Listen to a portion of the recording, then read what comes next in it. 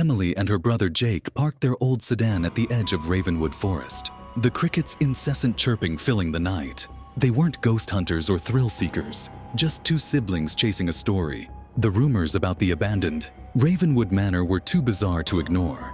People reported hearing whispers that seemed to come from nowhere and everywhere at once.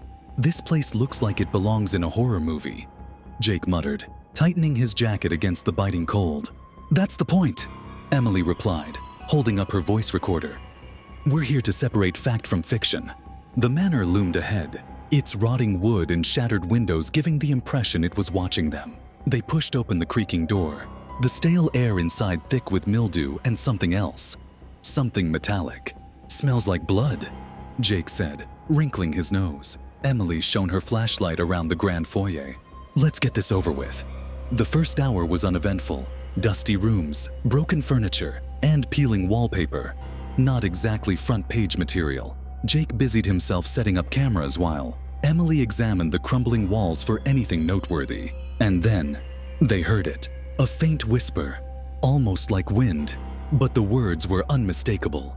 "Why? Are you here?" Jake froze, his hand hovering over the camera. "Did you hear that?" Emily nodded, her breath hitching. "It's probably an echo or something. Old houses do that." The whisper grew louder, sharper, until it felt like it was right next to them. "Get out!" The door behind them slammed shut with a deafening bang. Emily and Jake spun around, their flashlights catching a fleeting shadow darting down the hall. Emily's rational mind screamed it was a trick of the light, but her gut told her otherwise. "Who's there?" she demanded, her voice steadier than she felt. A sudden knock echoed from the ceiling, then another from the walls. Jake grabbed Emily's arm. "This isn't funny anymore, Em. Let's go." But Emily's eyes were fixed on a crack in the floorboards, where something shiny glimmered faintly. She knelt down and pried the board loose. Beneath it was an old brass key tied to a blood-red ribbon. Before she could react, the whispers returned. Angrier this time. "Leave!"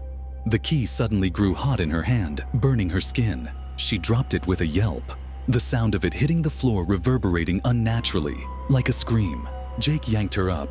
"We're leaving, now!" As they raced toward the door, it swung open on its own, revealing a tall, shadowy figure standing in the doorway. Its head tilted unnaturally as it whispered, "You've unlocked it, and now you can't leave." The shadowy figure stood motionless in the doorway, its elongated silhouette stretching unnaturally across the dimly lit room. Emily's heart pounded as Jake grabbed her wrist, pulling her back. "Stay behind me," he whispered, his voice barely steady. The figure tilted its head further, almost as if studying them. Then, with a guttural voice that seemed to vibrate the very walls, it said, "The key belongs to me."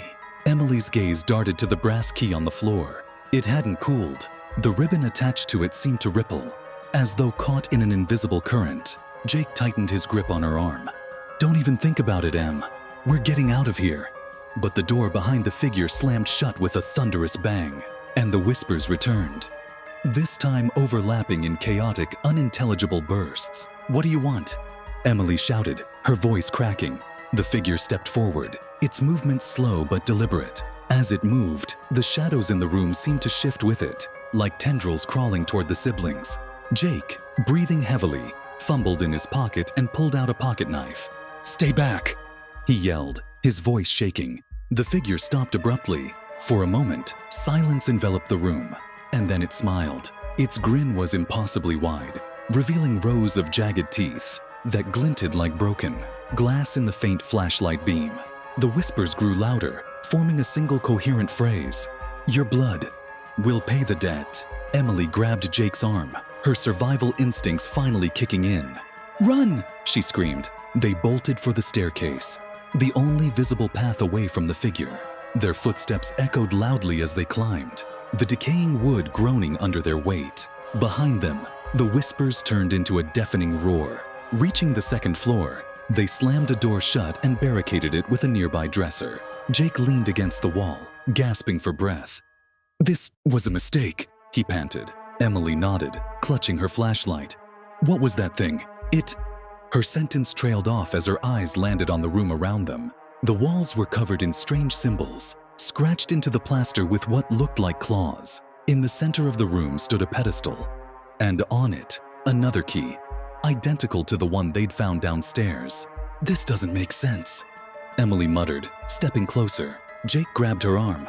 "Don't touch anything." But Emily couldn't help herself. The key seemed to hum with an unseen energy, drawing her in. She reached out, her fingers hovering just above it when a blood-curdling scream erupted from behind them.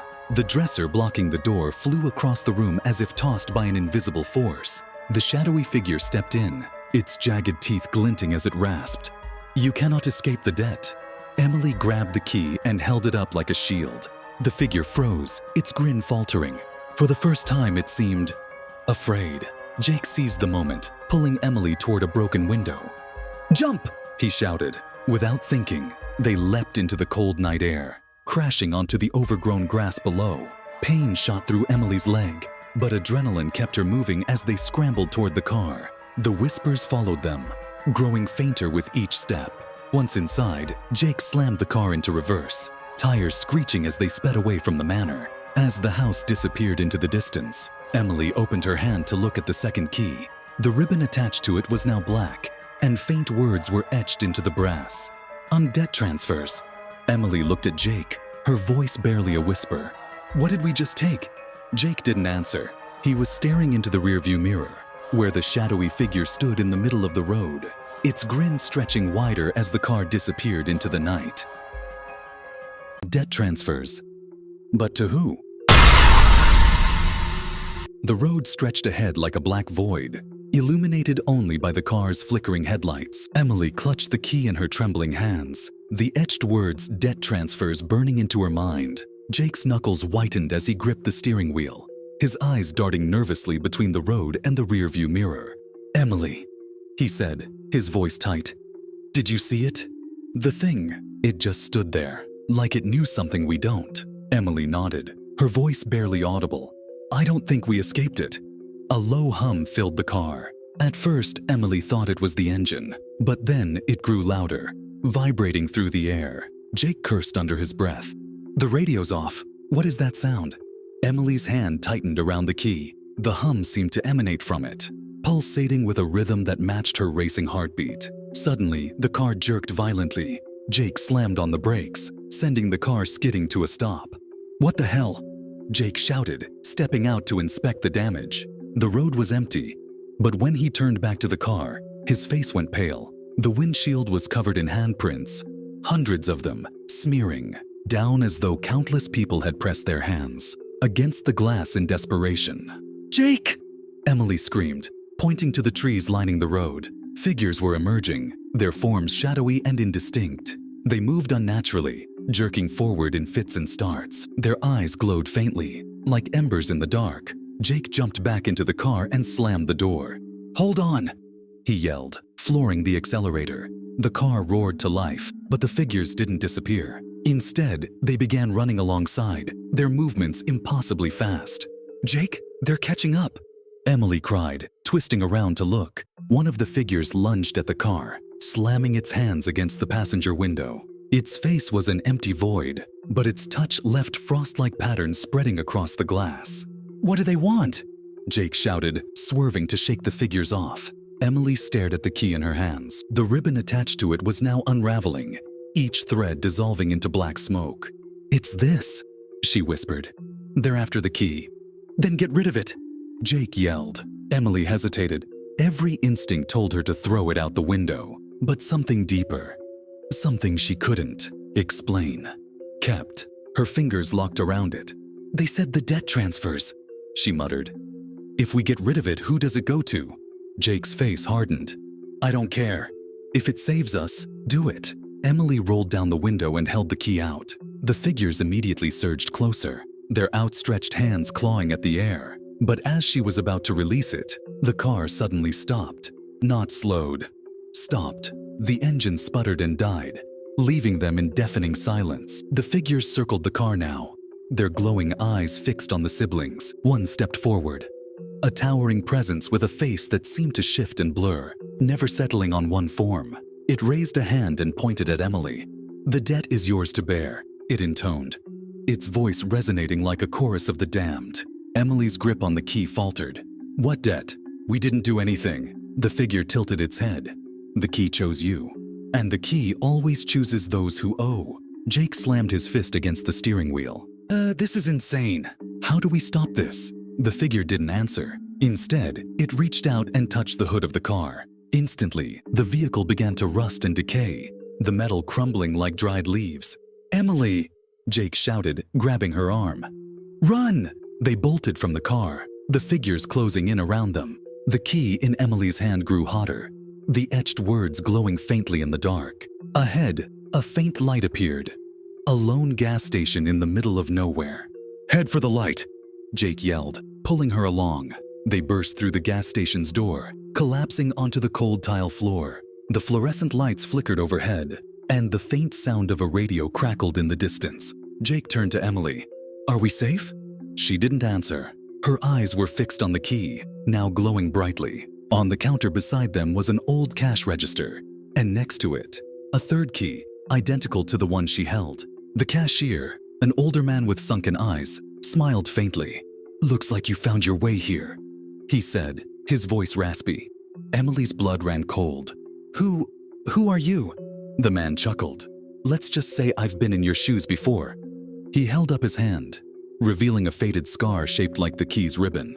And if you're smart, you'll figure out how to pass the debt before it's too late. Emily and Jake exchanged a horrified look. As the cashier's laughter echoed through the gas station, Emily noticed the door swinging open behind them. The figures had followed.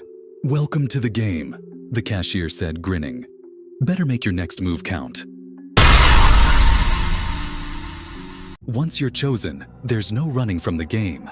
The cashier's voice echoed in the dim gas station. Rule 1, you can't escape. Emily's fingers burned as the glowing key pulsed in her hand. What do you mean I can't escape?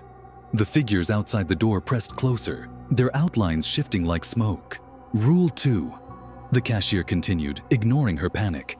You pass the debt, but only if they accept it willingly. Jake grabbed Emily's arm.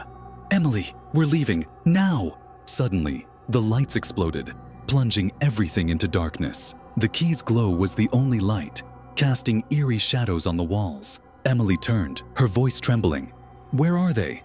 The figures were gone, but footsteps echoed from all directions. The rules will find you, the cashier whispered, and breaking them has consequences. Jake grabbed her hand, yanking her toward the back door. They burst into the storeroom, only to freeze.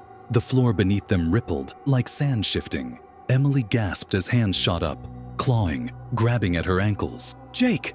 Jake kicked the hands away, yanking her free. They stumbled through a metal door at the far end and emerged into a moonlit field. The gas station was gone. In its place stood a broken, ancient house. The key burned hotter now, tugging Emily toward it.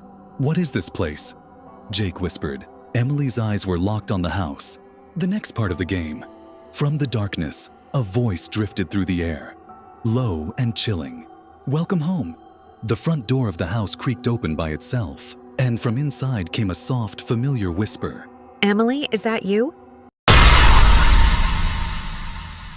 Sometimes, the scariest voices are the ones you know.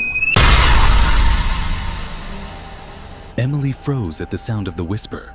It wasn't just any voice, it was her mother's. Emily, is that you? Jake grabbed her shoulder, his voice a harsh whisper. Emily, don't go in there. That's not real. But the key in Emily's hand grew impossibly hot, its glow pulsing with every heartbeat. The front door swung wider, revealing a hallway bathed in flickering candlelight. I hear her, Emily mumbled, stepping forward as if in a trance. Emily! Jake shouted, but it was too late. She crossed the threshold and the door slammed shut behind her. Inside, the air was heavy, smelling of dust and decay. Shadows danced along the walls and the whisper came again, closer this time. Emily, come here, sweetheart. Her mother's voice, clear as day.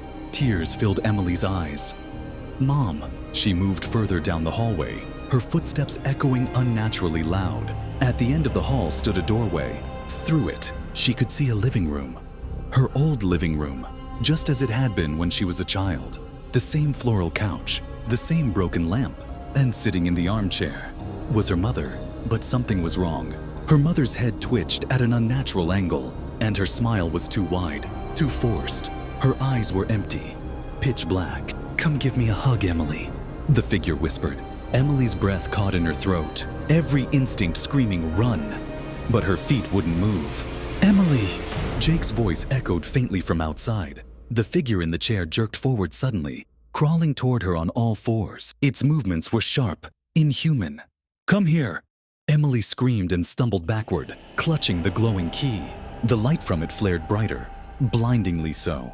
The creature hissed and recoiled, its skin burning under the light. Jake's voice was closer now. "Emily, the key! Use it!" In a panic, Emily raised the key and pointed it at the creature. The glow exploded outward, and the figure let out a blood-curdling shriek as it disintegrated into smoke. The house trembled. Cracks split the walls. The door at the end of the hallway burst open. Jake appeared, breathless. "We need to go, now!" Together they ran, the walls collapsing behind them. The key pulsed wildly in Emily's hand as they reached the front door and burst out into the night. The house crumbled into dust behind them, leaving nothing but an empty field. Jake collapsed to the ground, panting. What the hell was that? Emily stared at the key, still glowing faintly. "The game isn't over," she whispered. From the distance, a voice whispered through the wind, low and taunting. "You've only just begun. What if the person standing next to you isn't really there?" Emily held the glowing key tightly as Jake stood beside her, staring into the eerie darkness. Then she noticed it, his shadow. It wasn't still. "Jake," she whispered, her voice trembling. "What?" he asked, confused. She pointed at the ground. "Your shadow. It's moving." Jake's eyes followed her finger. His shadow writhed and twisted unnaturally, like it had a life of its own. Suddenly, it shot forward toward Emily. "Move!" Jake yelled, shoving her aside. The shadow struck the ground where Emily had stood, rippling like liquid. It rose up, forming a tall, humanoid shape with glowing, hollow eyes. "Leave us alone!" Emily screamed, holding the key forward. The figure's voice growled, "You've opened the door, but you can't escape what follows." Jake grabbed Emily's arm. "We need to get out of here." The shadow figure blocked their path. "You must choose," it hissed. "On him or the key." Jake's eyes widened. "Emily, don't listen to it." The figure reached toward Jake. "Drop the key, and he lives. Hold it, and he dies." Emily's mind raced. She looked at Jake, then at the glowing key in her hand. With a scream, she thrust the key forward. A blinding light erupted, engulfing the shadow figure. It let out a deafening howl before vanishing into the night. Jake collapsed to the ground, unconscious. "Jake!" Emily knelt beside him, shaking his shoulders. He opened his eyes slowly. "What happened?"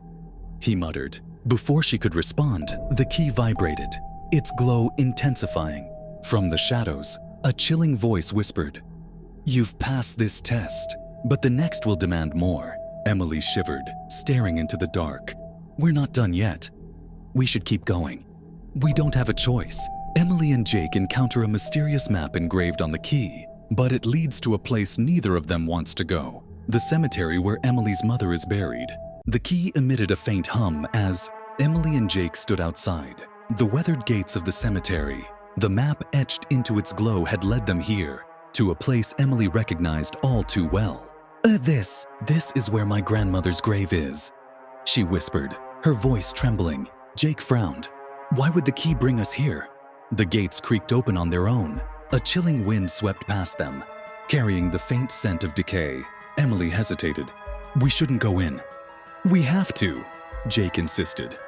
"The key wants us here for a reason." As they stepped inside, the air grew colder. The graves seemed to shift in the dim light, their inscriptions fading in and out of view.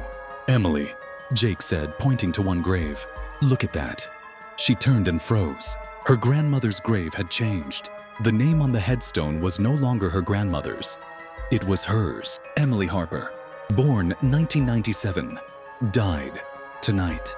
Her breath hitched. This isn't real. It can't be real.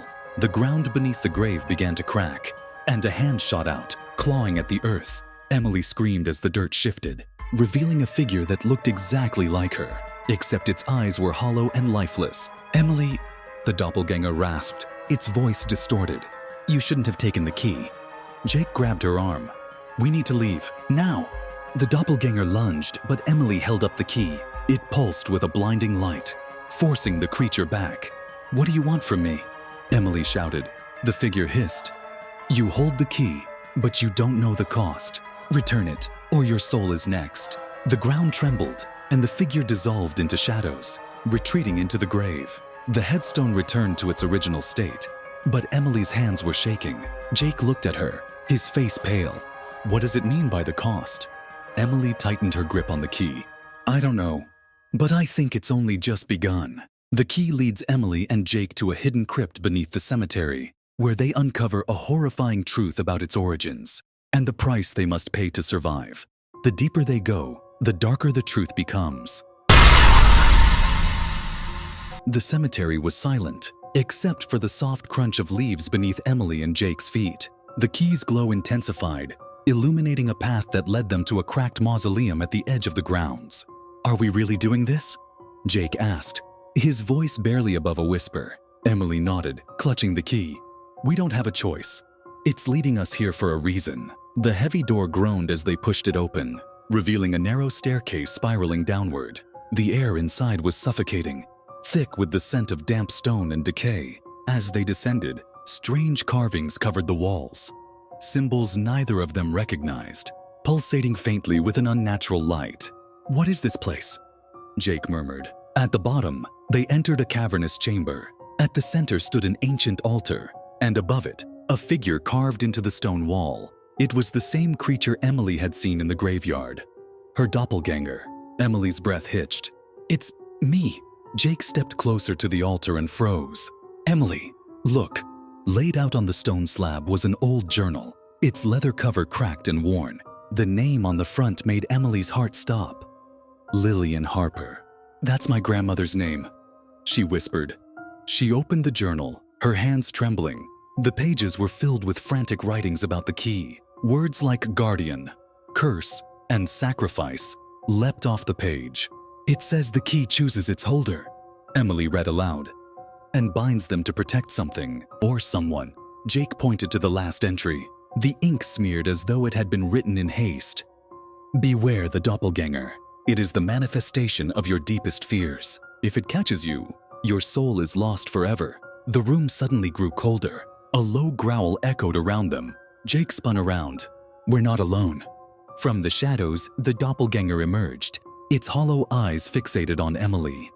It didn't lunge this time. Instead, it spoke in a guttural voice. You've read the truth. Now fulfill your role, or others will suffer. The key in Emily's hand grew hot, its light flickering wildly. She felt a pull, as if the object was trying to guide her. What do you want from me? She demanded. The creature pointed to the altar. Return the key, or become one of us. Emily hesitated, her mind racing. The journal's words echoed in her head. The key chooses its holder. Jake grabbed her arm. Emily, we need to leave, now. But the doppelganger blocked their path, its form twisting and contorting. Emily clenched the key, her voice steady. Not yet. I need to know what this is really about. The creature smirked, its hollow eyes narrowing. Then let's see how brave you really are. Emily and Jake discover the horrifying consequences of the key's power as they face a deadly choice. Sacrifice their freedom or risk unleashing something far worse. What would you sacrifice to end the nightmare? The doppelganger's hollow eyes locked on Emily. It spoke, its voice cold and sharp. Return the key and your debt is paid. Refuse, and you'll take my place forever. Jake gripped Emily's arm. We can't trust it. We need to leave now. Emily stared at the glowing key in her hand. It pulsed like it was alive. What does it mean to return it? The creature's twisted grin deepened. Sacrifice. Emily glanced at the journal. The final page showed a drawing of the altar, with a warning. The wrong choice seals your fate. The cavern trembled. The carvings on the walls flared to life, casting eerie shadows. Jake pulled her back. Emily, if you return it, you don't know what will happen to you. The doppelganger stepped closer. Choose, or the key will choose for you. Heart pounding, Emily whispered, Fine, I'll return it. Before Jake could stop her, she placed the key on the altar. The ground shook violently as the doppelganger let out a horrific scream. dissolving into shadows. But then a voice echoed from the void. Another must take their place. Emily froze as searing pain tore through her chest. She collapsed, and Jake caught her, panic flooding his face. "Emily, what's wrong?" Tears filled her eyes as she gasped.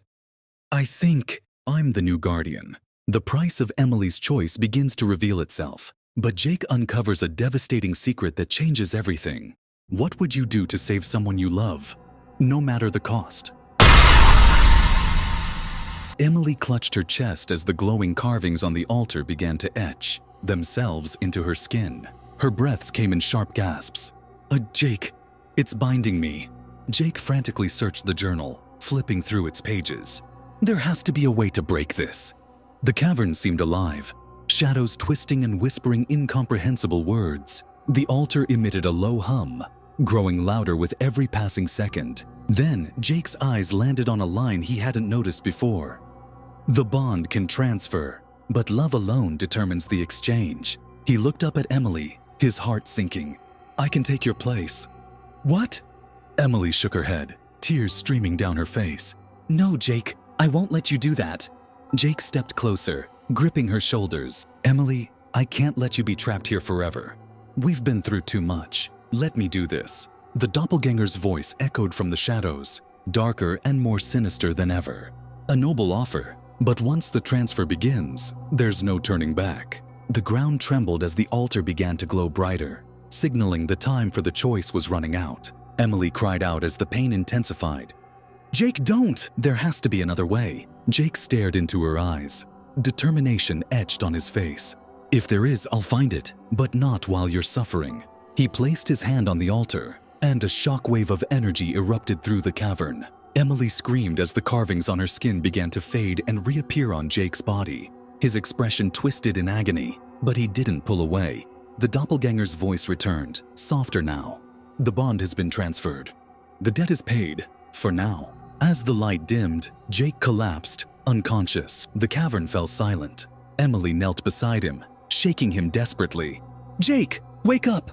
His eyes fluttered open, but they were different, distant, like he wasn't fully there. He whispered one chilling sentence before passing out again.